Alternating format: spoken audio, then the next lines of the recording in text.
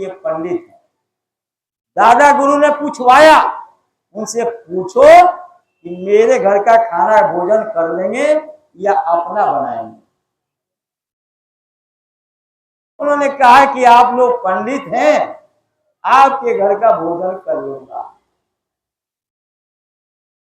खीर पूरी बनी थी उस दिन।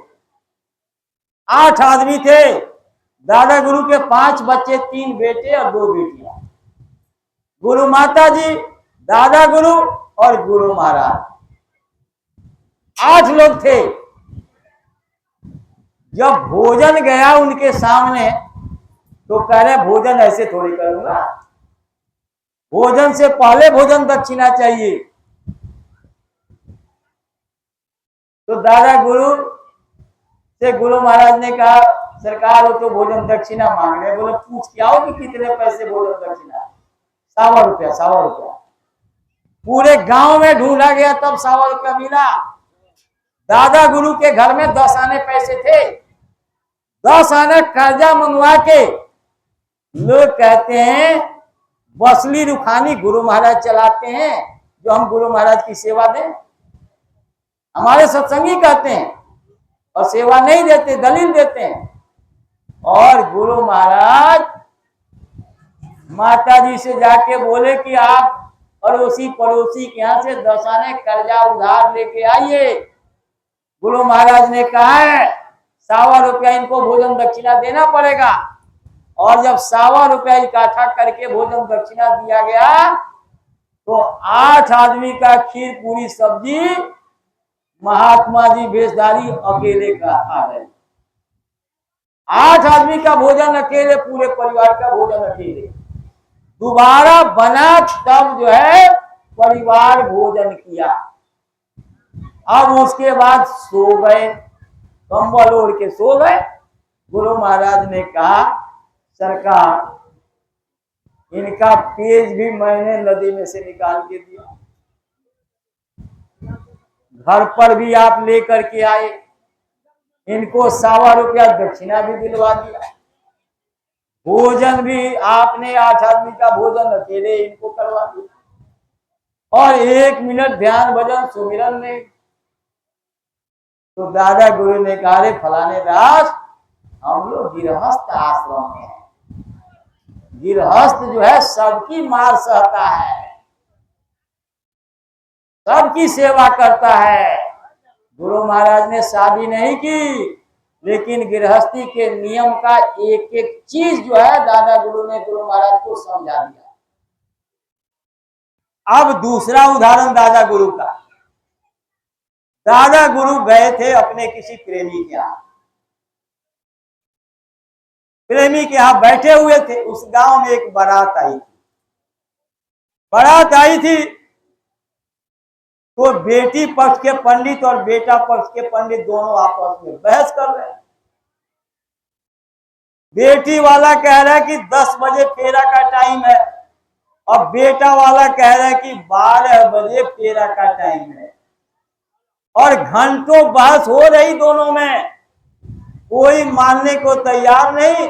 और बाराती घराती देख रहे हैं दोनों की दोनों पंडित आपस में लड़े, समझौता होता नहीं नजर आ रहा। और जब तक फेरा नहीं पिलेगा तब तक किसी बाराती को भोजन नहीं मिलेगा। बड़े परेशान।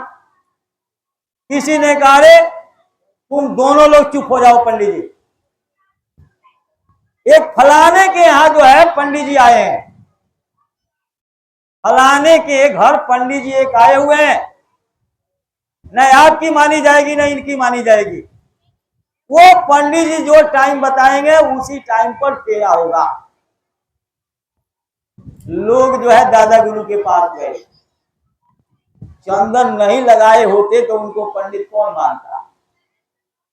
पंडित की पहचान जैसे राजा की पहचान पगड़ी और तलवार, वैसे महात्मा की पहचान लंगोटी। तो उस तरह से उन्होंने कहा पंडित की पहचान चंदन।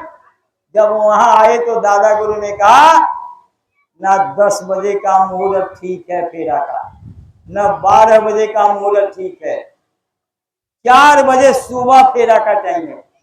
लोगों ने कहा ठीक है ठीक है ठीक है ठीक है ठीक है, एकदम से लोग खुश हो गए। बोले कि दादा गुरु की सब लोग खाना खाओ और आराम से सो जाओ और सवेरे उठ के 4 बजे फेरा पिएगा। सब लोग खाना वाना खाए सो गए। लड़का को 3 बजे जगाया नाऊ ने, अरे आंखों धो लो, पेशाब टट्टी जाना हो तो देख लो भैया। बच्चा उठ करके गया पेशाब करने, तब तक सांप ने पैर में काट लिया और बच्चा खत्म हो गया। अब जो है सब लोग परेशान। फिर दादा गुरु के पास गए, बताया नहीं किसी ने, लेकिन दादा गुरु ने कहा उसका छोटा भाई है, उसी के साथ फेरा करवा लो। दादा गुरु ने बिना देखे कह दिया, कह रहे उस बच्चे का छोटा भाई है, उसके साथ फेरा करवा दो।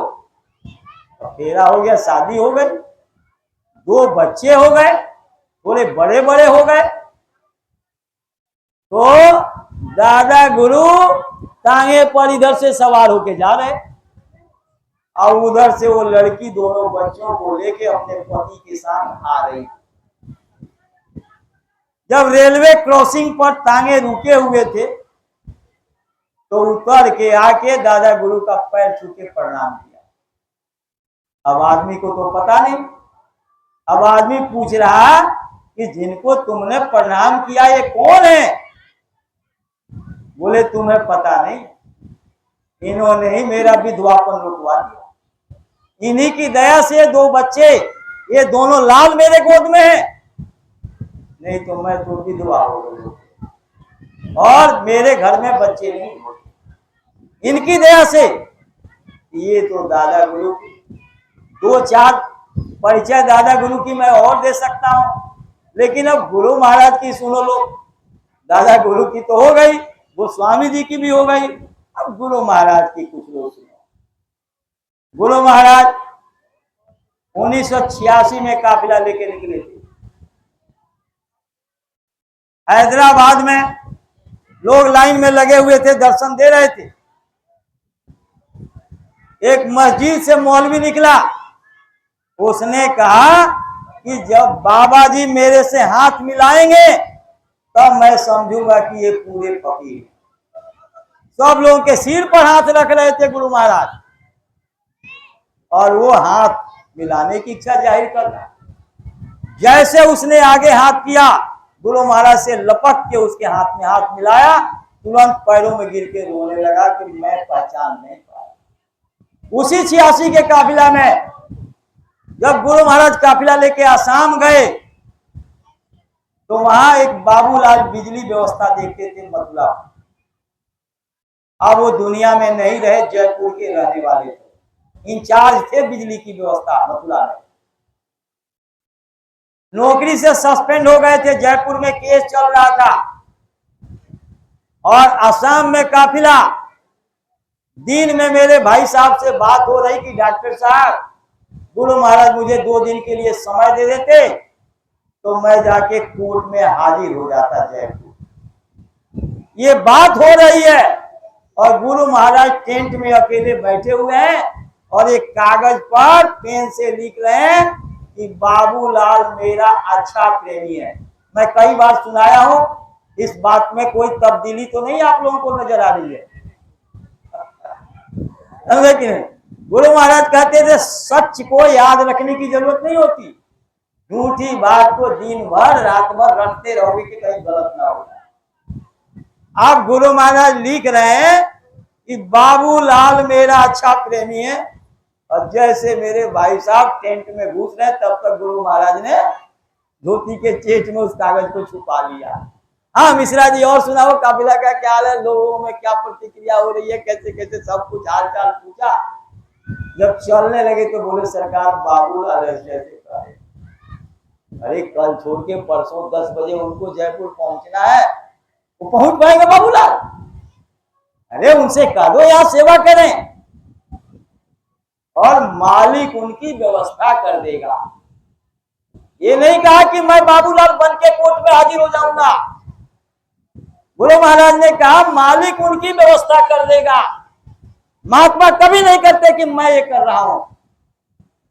और गुरु महाराज बाबूलाल बन करके कोर्ट में हाजिर हो गए और बाबूलाल के फेवर में फैसला, नौकरी बहाल हो गई उनकी, दोबारा नौकरी करते रहे। उसके बाद मनु भाई को बहुत लोग जानते होंगे, मनु भाई के पार्टनर थे जेपी तीन भाई।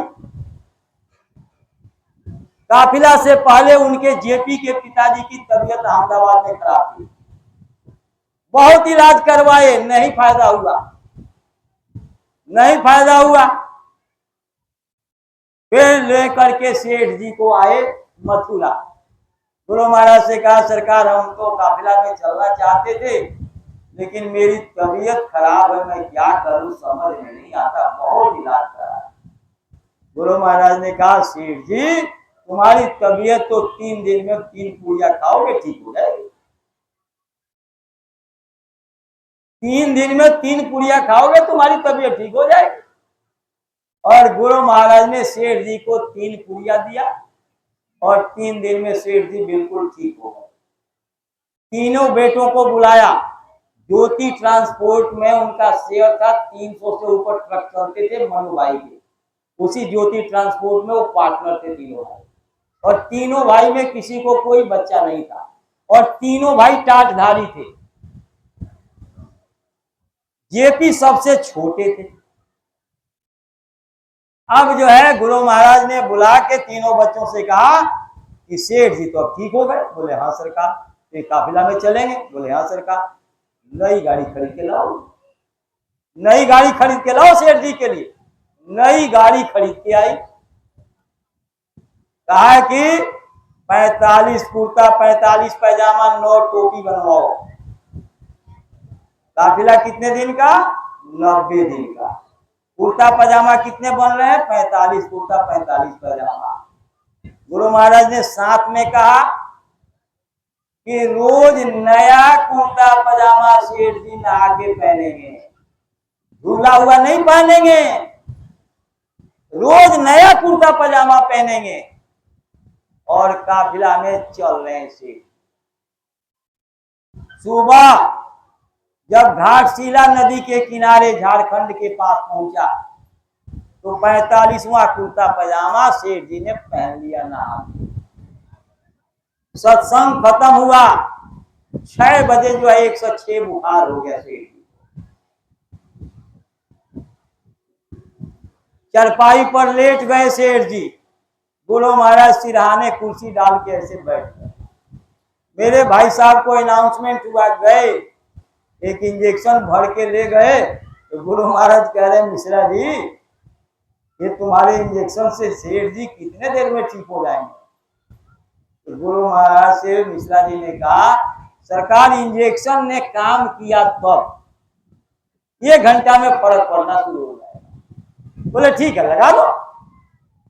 1 इंजेक्शन लगाया लेकिन कोई फर्क नहीं पड़ा। 1.5 घंटे के बाद लड़कों ने कहा सरकार इनको रांची ले जाना चाहते, वहां सुविधा कम थी, थोड़ा बहुत दवाई काफिला में जो चल रहा था वही बैग में मिश्रा जी के पास होता, लेके गए। 3 गाड़ियां गई, बोले मिश्रा जी भी जाएंगे और सेठ जी और तीनों लड़के गए। 3 गाड़ी गई और जैसे अस्पताल के गेट पर गाड़ी पहुंची तब तक सेठ जी पूरे हो गए, क्योंकि 45वां कुर्ता पजामा पहन लिए थे। अब नया कुर्ता पजामा नहीं था, तो समझे आप लोग। अब जो है जेपी कह रहे हैं मिश्रा जी बताइए क्या किया जाए। मेरे रिश्तेदार साहब अहमदाबाद और पिताजी खत्म हो गए, अब क्या करें? तो मेरे भाई साहब ने कहा कह रहे इससे बढ़िया और क्या हो सकता है, गुरु महाराज के सामने सेठ जी का समय पूरा हो गया, यही घाटशिला नदी के किनारे इनका संस्कार कर। अरे मिश्रा जी आप तो फालतू बोलते हैं, आप तो बिना मतलब के बोलते हैं, आप कुछ मत बोलिए, गुरु महाराज जो कहेंगे वो करेंगे हम। अब आगे देखो गुरु महाराज की बात भी नहीं मान रहे लोग। ये कह दिया कि मिश्रा जी आपकी गाड़ी पीछे रहेगी और सेठ जी की गाड़ी बीच में और जेपी की गाड़ी सबसे आगे रहेगी। जैसे गुरु महाराज के पास गए तो गुरु महाराज ने कहा जेपी सेठ जी का तो शरीर पूरा हो। जैसे गुरु महाराज को कोई फोन, उस टाइम फोन नहीं था, जैसे गुरु महाराज को किसी ने फोन करके बता दिया हो, फोन कर दिया और सेठ जी तो पूरे हो। बोले सरकार सारे मेरे रिश्तेदार अहमदाबाद में। गुरु महाराज ने कहा रे जेपी यही घाटशिला नदी के किनारे संस्कार कर लो सेठ जी का। तो गुरु महाराज को जेपी करें सरकार आप समझते नहीं, गुरु महाराज को आप समझते नहीं है, मेरे रिश्तेदार मुझे जिंदा नहीं छोड़ेंगे कि बुढ़े को ले जाके मार डाला। जब मर रहे थे तो गुरु महाराज ने बचाया। ये चमत्कार नहीं समझ में आ रहा। जो 45 कुर्ता पैजामा बनवा रहा 90 दिन का काफिला है, ये नहीं समझ में आ रहा। और गुरु महाराज को जेपी कह रहे हैं कि सरकार आप समझते नहीं। गुरु महाराज ने कहा जेपी तुम्हारी घरवाली के गर्भ में मैंने तुम्हारे पिताजी को डाल दिया। ये गुरु महाराज ने कहा कि तुम्हारी घरवाली के गर्भ में तुम्हारे पिताजी को मैंने डाल दिया। तब जाके संस्कार हुआ। अब दद्दू, जो रामकिशन दद्दू थे रायबरेली वाले, वो मेरे भाई साहब से पूछ रहे हैं मिश्रा जी जब सेठ जी जेपी के घरवाली के गर्भ में आए हैं तो क्या बेटा ही पैदा होगा? तो मेरे भाई साहब ने कहा इसमें भी कोई शंका है, इसमें भी कोई शंका है? तो ये सब चमत्कार गुरु महाराज ने किया और गुरु महाराज की दया जाने के बाद भी होती रही। दो बातें और बताऊंगा मैं। गाजियाबाद के डॉक्टर ओपी गर्ग, उनके साथ बीएससी तक पढ़े थे ध्रुव मास्टर, बदायूं के रहने वाले, टाट पहनते थे। और गाजियाबाद के बगल में जाठों का गांव है मोरटा, आज भी गांव है, गांव उठ के कहीं गया नहीं है, मोरटा गांव। वहां स्कूल में पढ़ाते थे। रात को साधना में बैठे और साधना में बैठे तो उनकी जीवात्मा जो है निकल गई शरीर से। सवेरे 7 बज गया, स्कूल का टाइम हो गया, घर वाली हिला रही डोला रही। उन्होंने कहा कि पता नहीं क्या हो गया। अड़ोस पड़ोस के लोगों को बुलाया, किसी के कुछ समझ में नहीं आ रहा। तब तक एक पड़ोस में कोई डॉक्टर था, उसको बुलाया, उसने आओ देखी न ताओ एक इंजेक्शन लगा दिया, आंख तो खोल दिया लेकिन बोले नहीं बोले। अब समझ में नहीं आ रहा, उनको उठाए लेके आए एलएनजेपी हॉस्पिटल जवाहरलाल नेहरू मार्ग पर, दिल्ली गेट पर। यहाँ एडमिट हो गए ध्रुव मास्टर। ध्रुव मास्टर एडमिट हो गए, सब जांच हो गई, कोई बीमारी समझ में नहीं आया। मेडिकल बोर्ड बैठा और ये जो है प्रमाणित कर दिया कि ये नई बीमारी इनको लग गई है, इनको घर ले जाओ और ये ठीक नहीं हो, इनकी सेवा। जब ये चले गए तब जो है गर्ग साहब ने जाके फोन किया मेरे भाई साहब। मेरे भाई साहब ने कहा गर्ग साहब एक दवाई लिखिए, एक सफेद कागज या एक सफेद कपड़ा लीजिए और उस पर लिखिए जय गुरुदेव नाम परमात्मा का। कलयुग में कलयुग जाएगा, कलयुग में सतयुग आएगा। किसानों के पक्के 1 बीघे में 100 मन गेहूं और 100 मन चावल पैदा होगा। ये दवाई है। गुरु महाराज के नाम की पत्ती को उबाल लो और 3-3 चम्मच दिन में 3 बार उसको पिलाते हैं और कान में जय गुरुदेव नाम परमात्मा का बोलो। एक तरफ से ओपी गर्ग और एक तरफ से जिनके मकान में गिरीश रहते थे, ना गिरीश रहे ना मानिक लाल रहे। मानिक लाल जो टेलीफोन में नौकरी करते थे, उस time Mohan Nagar telephone exchange में नौकरी करते थे, वो भी वहां गए और दोनों लोग बोल रहे हैं। जैसे 10वीं बार बोला तो लगा ध्रुव मास्टर को कि दूर से कोई गड्ढे में से आवाज आ रही है। उन्होंने जय गुरुदेव बोला, धीरे धीरे ठीक हो। उसके बाद गुरु महाराज के एक बेड़ी वाला फोटो के साथ जो है रामलीला मैदान से एक फेरी निकली थी, अजमेरी गेट थाने के तरफ से होते हुए दीनदयाल उपाध्याय मार्ग आईटीओ से जो है आज के जवाहरलाल नेहरू मार्ग होते हुए और रामलीला मैदान में समाप्त हो गया। उसमें ध्रुव मास्टर ने एक प्रार्थना बना के गाया था और उस समय टाट नहीं था। ये 79 के लास्ट की बात है, काशी के जग के बाद। और ध्रुव मास्टर बहुत दिन तक 83 में गुरु महाराज ने टाट पहनाया, तब उन्होंने टाट भी पहना और अब वो इस दुनिया में नहीं रहे, लेकिन ओपी गर्ग हैं अभी। आप लोग इंक्वायरी करना चाहे तो कर सकते हैं। डॉक्टर ओपी गर्ग, जिनका लड़का एसडीएम लगा हुआ आईएएस निकाल कर, हम देखे नहीं, राकेश मार्ग पर रहते हैं गाजियाबाद में, एमएमएच कॉलेज के मैथ के प्रोफेसर हैं। शायद अब रिटायर हो गए होंगे, क्योंकि 65 साल में प्रोफेसर भी रिटायर हो जाते हैं, तो रिटायर हो गए होंगे, हम देखे नहीं। अभी गुरु महाराज के जाने के बाद 2013 की बात है, सतीश जी का कार्यक्रम था आरके पुरम, जब आरपी तिवारी आरके पुरम में ही रहते थे। अखिलेश को बहुत लोग जानते हैं जो लखनपुर रहते हैं। अखिलेश के साथ पढ़ने वाले के राम बालक, वो भी तीनों भाई पूरा सत्संगी है। अब वो राम बालक से मुलाकात हुई, हमने कहा रे रामविलास के बच्चे उच्चे नहीं आए? बोले चाचा जी आने के लिए बोला तो था लेकिन आया नहीं। तब तक थोड़ी देर के बाद पता लगा कि उसको बुखार हो गया। सत्संग खत्म हुआ, उसके बाद जो है राजस्थान में अलवर के आसपास में कहीं जाके ले आया उसको, बुखार हो गया था। मेट्रो हॉस्पिटल में नोएडा एडमिट कराया तो लोगों ने कहा इसमें बहुत पैसा लगेगा, तुम ऐसा करो कि कोई सरकारी अस्पताल देख लो। गुरु तेग बहादुर में उसको एडमिट कराया। गुरु तेग बहादुर में एडमिट हुआ, प्लेटलेट उसका धीरे धीरे कम होते होते 14,000 हो गया।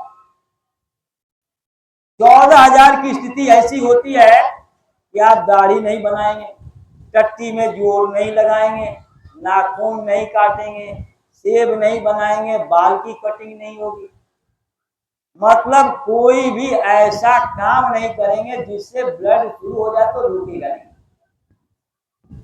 लोगों ने इस परिस्थिति में राम अलख ने फोन करके एक बिहार से रामविलास को बुला लिया, जो उसके बाप थे, मतलब माँ उसकी सौतेली थी, एक भाई एक बहन, उसके बाद उन्होंने दूसरी शादी कर ली। मैं सारी डिटेल्स में बता रहा हूं। और ये जगनारायण जी और मास्टर जी के पास में ही वो दोनों लोग रहते हैं। राम अलख जो है, राम बालक जो है वहीं रहते हैं। अब जो है वहां ये हो गया, बुलाया, देखा उन लोगों ने, ये कौन है, ये कौन है, ये कौन है, सबको पहचाना। देखते देखते उसकी आंख पलट गई, कंसोल सब गायब, हार्ट की मीटिंग फेल। डॉक्टर को बुलाया, डॉक्टर ने देख करके अब मरा हुआ घोषित कर दिया। गुरु महाराज के जाने की बात है, बाद की बात, मरा हुआ घोषित कर दिया गुरु तेग बहादुर हॉस्पिटल में। अब जब मरा हुआ घोषित कर दिया तो सब लोग जो है दुखी हो गए। अब कोई उपाय नहीं तो अखिलेश ने मेरे भाई साहब को फोन किया। मेरे भाई साहब उस समय रांची में थे कि मिश्रा जी रामविलास भाई के लड़के के साथ ऐसे ऐसे हो। तो मेरे भाई साहब कह रहे हैं अरे उसके मुंह में जरा सा प्रसाद उलट के डालो और जय गुरुदेव नाम प्रभु का बोलो। तो अखिलेश कह रहे हैं कि अब वो है जो उसके मुंह में प्रसाद डाले। मिश्रा जी वहां से बोल रहे हैं रांची से, मरीज गुरु तेग बहादुर अस्पताल में है दिल्ली, कह रहे जो मैं कह रहा हूं उसको तुम करो ना। और जब उसके मुंह में खुरच के प्रसाद डाला और एक तरफ से अखिलेश और एक तरफ से राम बालक जय गुरुदेव नाम प्रभु का बोलने लगे, वो होश में आ गया और ठीक हो गया। पिछले साल उसकी शादी हो गई नवंबर में, समझे कि नहीं, नवंबर में शादी हो गई और वो ठीक ठाक है, समझे कि नहीं। उसके बाद 20 सेक्टर बिजली कॉलोनी में मिश्रा जी का सत्संग था, तो अखिलेश ने कहा रामविलास भाई आपके बेटा को गुरु महाराज ने दोबारा वापस भेज दिया है, आप सत्संगियों का जूठन जो है अपने घर पर गिरवाओ, यानी सत्संग करा के भोजन कराओ। अब हम लोग जाते हैं तो आ जाते हैं सुनने, लेकिन हम मथुरा नहीं आते जाते, बाप मथुरा नहीं आते जाते।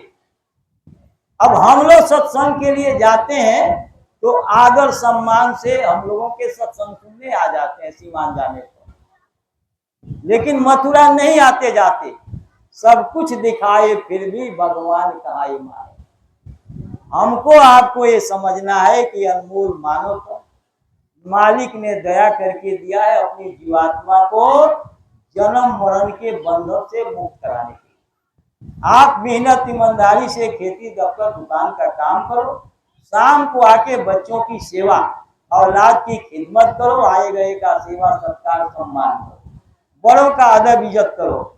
जब ये काम करोगे तो कौआ के बीच में हंस और हंस के बीच में कोई संत भी आ जाएगा, जीव गति का रास्ता मिल जाएगा। और आप उस मालिक से प्रार्थना करो कि हे प्रभु इस शरीर को जिन जिन चीजों की जरूरत है वो तूने बिना मांगे मुझे दे दिया। अगर तुझे कुछ देना है तू मेरी जीवात्मा पर दया कर, मेरी जीवात्मा को जन्म मरण के बंधन से छुड़ा दे, क्योंकि जो मेरे हिस्से में है वो तो मिलेगा ही, उसको कोई नहीं रख सकता, मेरा छीन नहीं सकता। और सदगुरु की खोज करो। जिन लोगों को गुरु महाराज मिले हैं या महाराज जी से जिन लोगों ने रास्ता लिया, वो लोग किसी तरह का आलस और शंका ना करें, ज्ञान भजन सुमिरन निष्ठा और लगन के साथ करें। संसार की इच्छाओं को थोड़ा थोड़ा कम करें, धीरे धीरे भौतिक इच्छाओं को कम करें और अपने आत्मा की चिंतन करें। समय के हिसाब से जीवात्मा के पास काम बहुत है, इस रफ्तार से चलेंगे हम लोग इस जन्म में जीवात्मा का काम संभव नहीं। इसलिए हम लोग अपनी आत्मा की चिंतन करें, गुरु के नजदीक चलने की रफ्तार को बढ़ावें, गुरु से प्रेम करें, गुरु सेवा और नाम महात्म सत्संग सदगुरु किया बखान, साधन 3 सारुन बरने और साधन सब कोठा मान।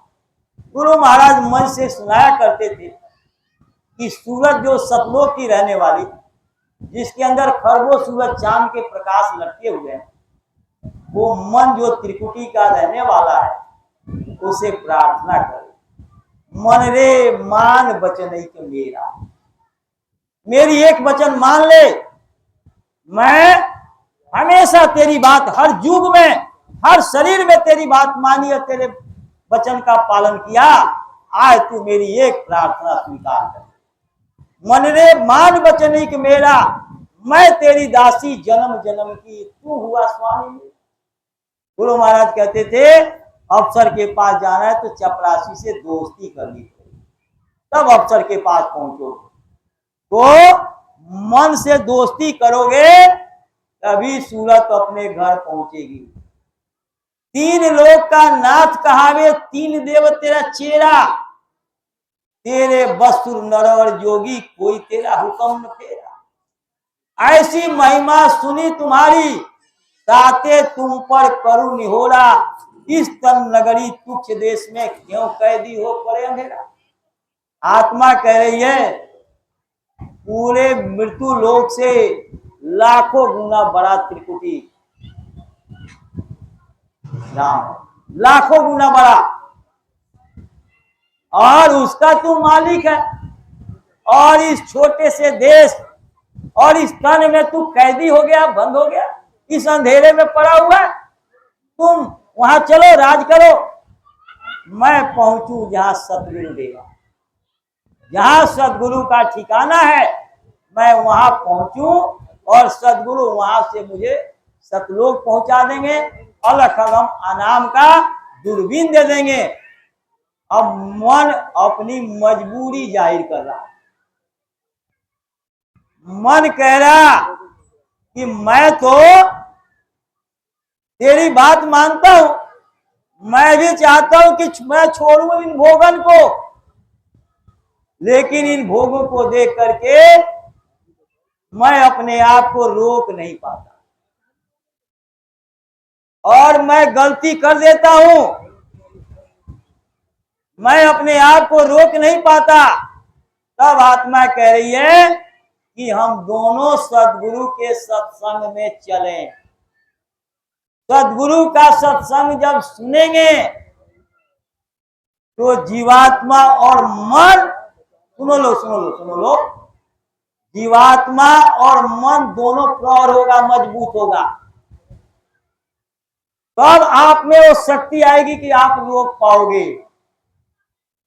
मांस खाते थे, मछली खाते थे, शराब पीते थे, लेकिन सत्संग में आने जाने लगे, सब छोड़ दिए। आपके मिलने जुलने वाले मित्र भी, रिश्तेदार भी कहते होंगे खा लो, आज खा लो, लेकिन सत्संग के वचन, गुरु के वचन जो है आप वहां रोकते हैं और आपको मांस मछली खाने से बचाते हैं।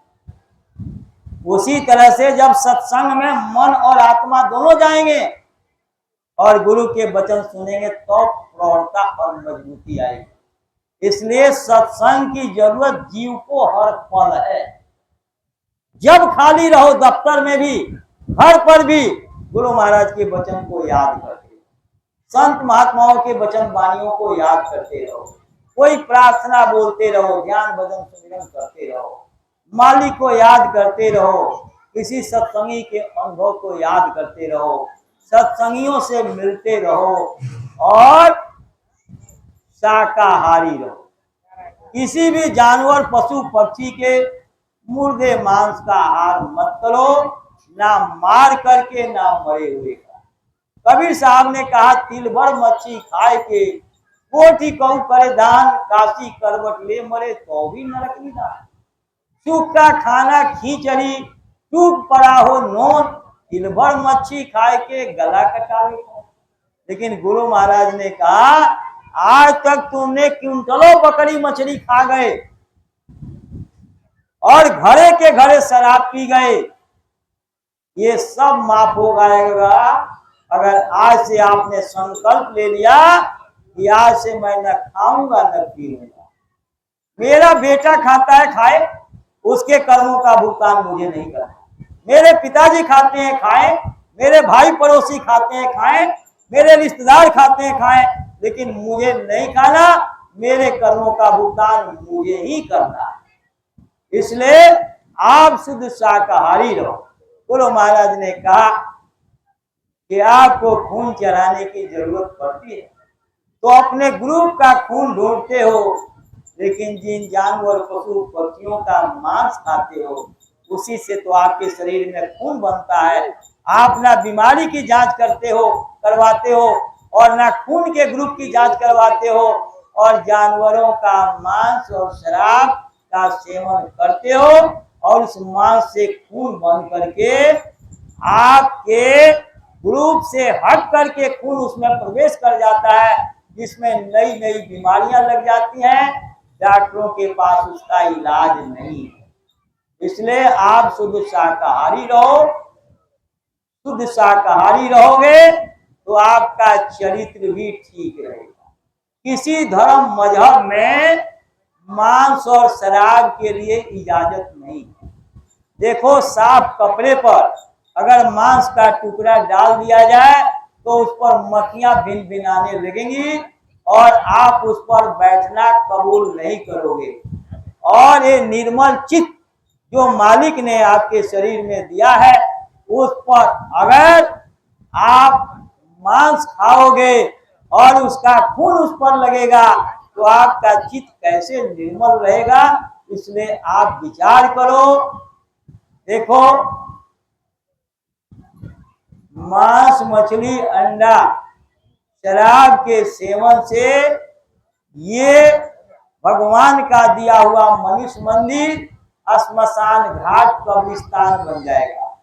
कब्रिस्तान में देवी देवता निवास नहीं करते हैं, भूत प्रेत शैतान निवास करेंगे और आपके घर की बरकत, आपके घर का शांति सुकून, आपके घर में बीमारी तकलीफें आ जाएंगी और लाखों रुपया रोज कमाओगे फिर भी आपके घर में सुख शांति और प्रेम नहीं होगा।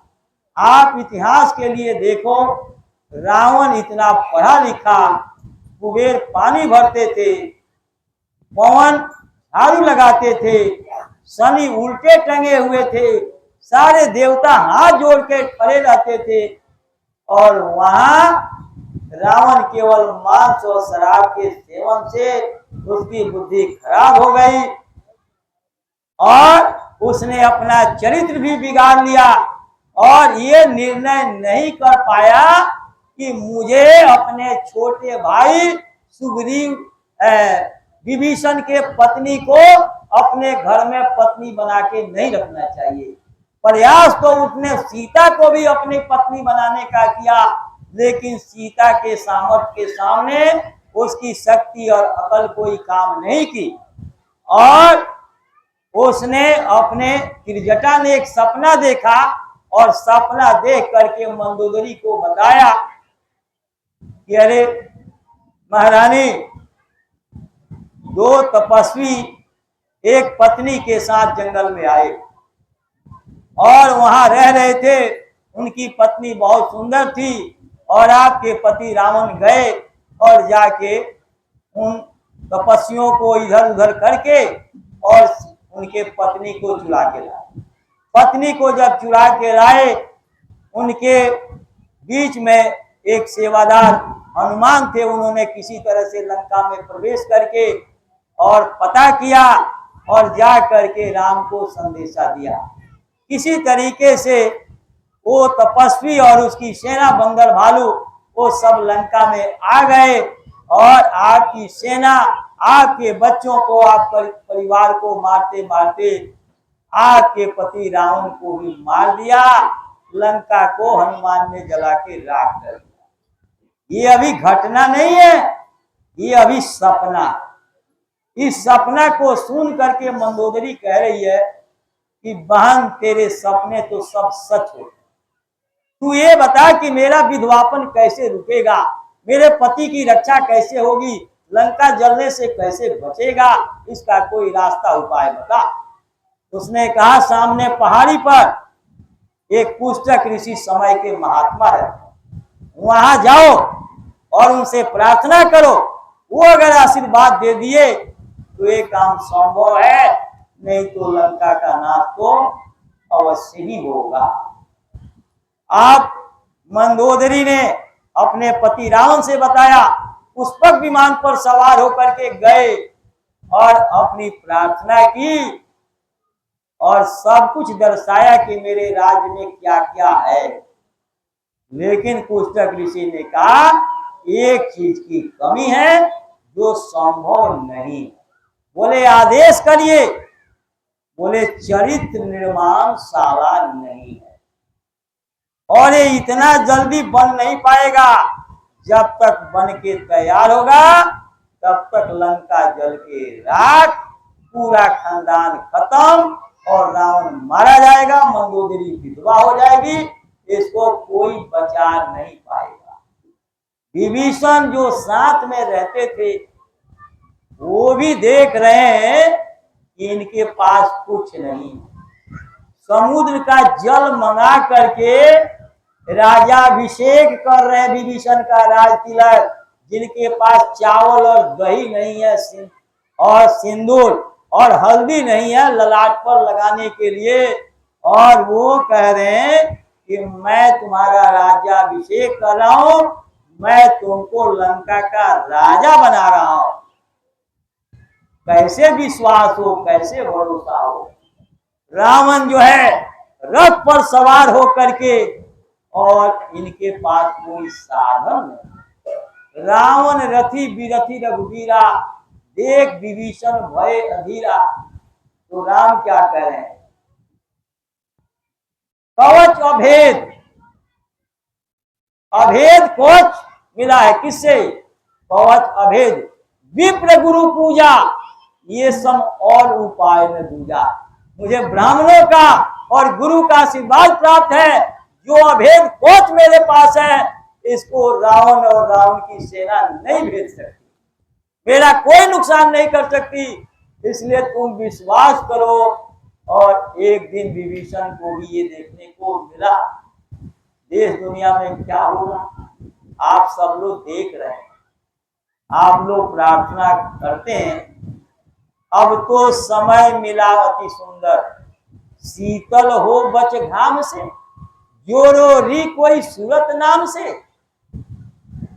भारत में कोई लड़ाई का खतरा नहीं, भारत में खाने पीने की चीजों की कोई कमी नहीं, भारत में बिजली इंटरनेट आने जाने के साधन सवारियों की कोई कमी नहीं।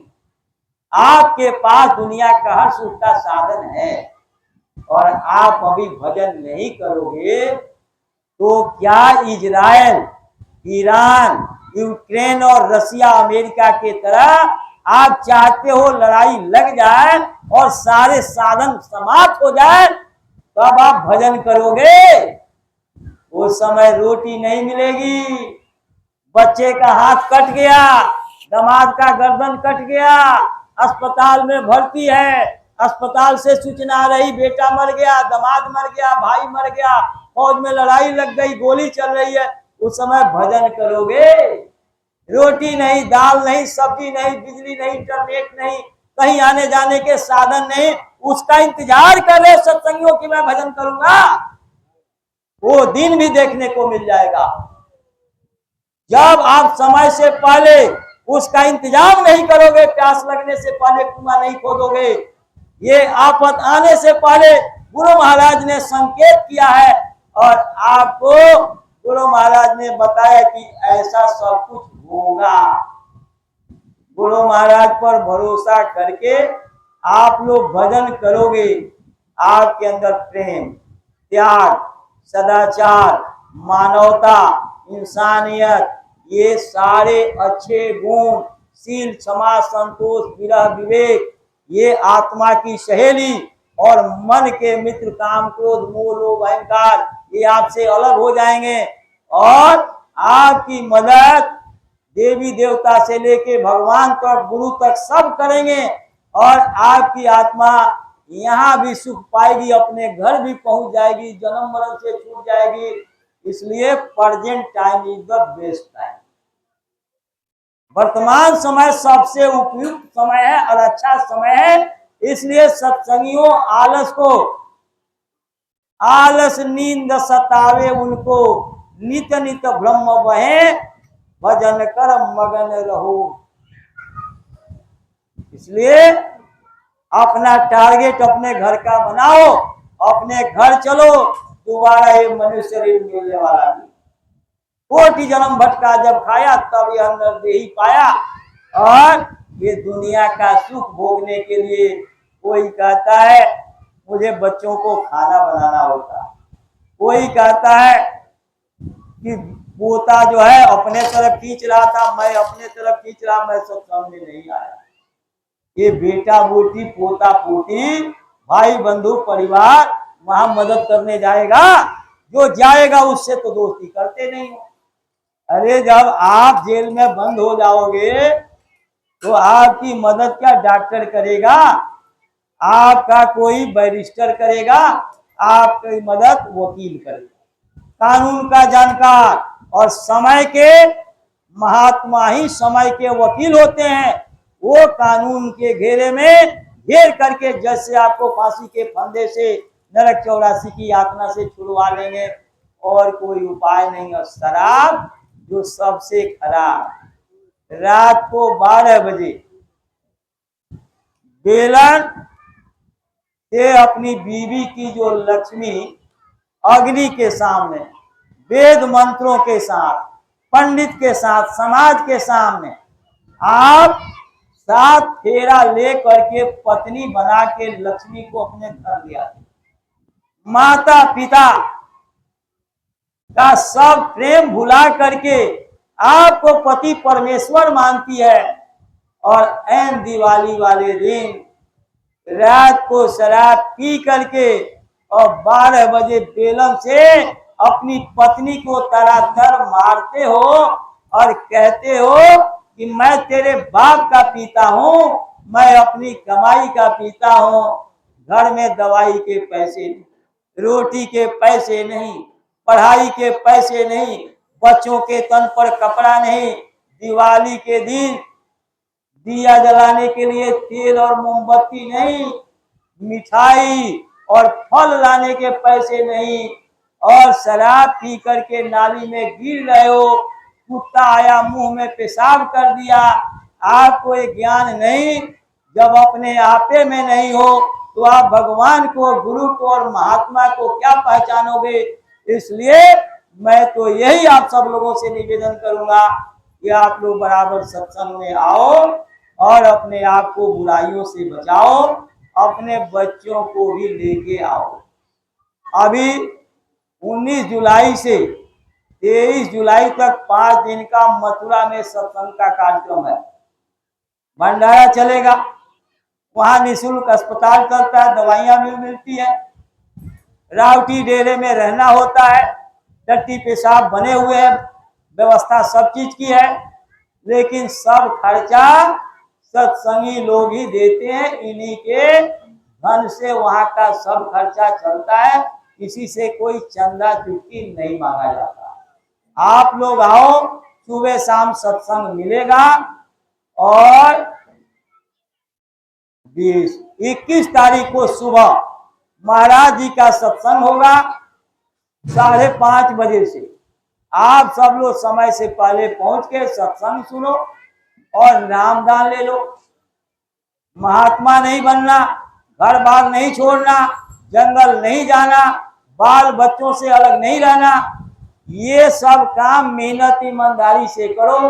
बाल बच्चों की सेवा करो, माता पिता की सेवा करो, बहुएं सास ससुर की सेवा करें, एक दूसरे से कर्जे का भुगतान करें। लेकिन ये समझो कि मैं किराए के मकान में हूं, इसको खाली करके जा रहा। जैसे मकान में किराए पर रहते हो, किराया नहीं देते, मकान मालिक निकाल के बाहर कर देता है, स्वास्थ्यों की पूंजी खत्म होगी तो आपको भी ये मकान खाली करना पड़ेगा। इसलिए निश्चित कर लो कि कहाँ जाना है, ये जानकारी पहले कर लो, और आप सब लोग समय निकाल करके और मथुरा आओ। जो पुराने सत्संगी हैं वो नए लोगों का आता पता लिख लेंगे, फोन नंबर लिख लेंगे, उनको समझा बुझा करके नए लोगों को लेकर के आओ, सत्संग सुने। 1 दिन 2 दिन के लिए नए लोग आए, जब समझ में आएगा तो आप 5 दिन के लिए आओगे, और पुराने सत्संगी लोग 1 दिन पहले आवे और 1 दिन बाद वहां से वापिस आए। समय पूरा दें, आपका कुछ बिगड़ने वाला नहीं है, क्योंकि फाइल आपकी माँ के पेट में बन के तैयार है, वो सब मिलेगा, कोई छीन नहीं सकता आपसे, अलग नहीं कर सकता। इसलिए मालिक पर भरोसा करो। गुरु महाराज कहते थे, बच्चा जब तुम मथुरा में आते हो तो तुम्हारे कर्मों की फाइल मेरे पास आ जाती है, और मुझे उसमें क्या लिखना है। तो कोई बाप अपने बेटे के लिए गलत लिखेगा, नुकसान की बात करेगा, तो उसको बाप कौन मानेगा, उसको बाप कौन मानेगा, पिता कौन मानेगा। इसलिए लोगों को फायदा होता है, हारी बीमारी दुख तकलीफ में भी, रोजी रोजगार में भी फायदा होता है, तब लोग जाते हैं, और जो आत्मा के कल्याण का भाव लेके जाएंगे। वैसे गोस्वामी जी महाराज ने लिखा, संत दरस को जाइए कजी माया अभिमान, ज्यों ज्यों पद आगे बढ़े कोटि जग समान।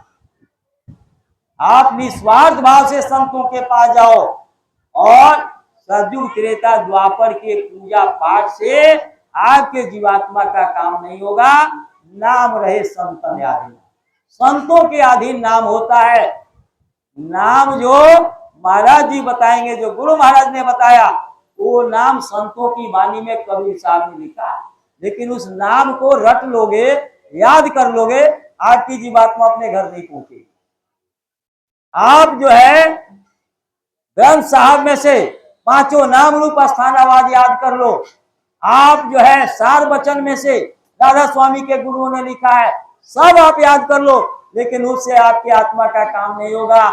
अरे जब हार्ट का ऑपरेशन कैसे करते हैं, गले का ऑपरेशन कैसे होता है, किडनी का प्लांटेशन कैसे होता है, ये सब किताबों में पढ़ करके ये भौतिक ज्ञान भी नहीं समझ पाते। जब तक आप डॉक्टर के पास सर्जन का असिस्टेंट सहायक नहीं रहोगे, आपके पल्ले इतना नहीं पड़ेगा, तो आध्यात्मिक पढ़ाई तो बिना गुरु के संभव ही नहीं है। दुनिया का पढ़ाई खूब करो, लेकिन अपनी आत्मा की पढ़ाई के लिए गुरु की खोज जरूर करो। ये मनुष्य शरीर आपका बेकार में चला जाए, इसकी चिंता जरूर करो। और तिवारी जी गए हैं ऑस्ट्रेलिया और इसी हफ्ते आने वाले हैं, तो उन्होंने संदेशा भिजवाया है कि अगर अगले इतवार को कोई सत्संग कहीं रखना चाहता है दिल्ली में, तो रख सकता है। अगले इतवार को मिलेंगे। अब हमको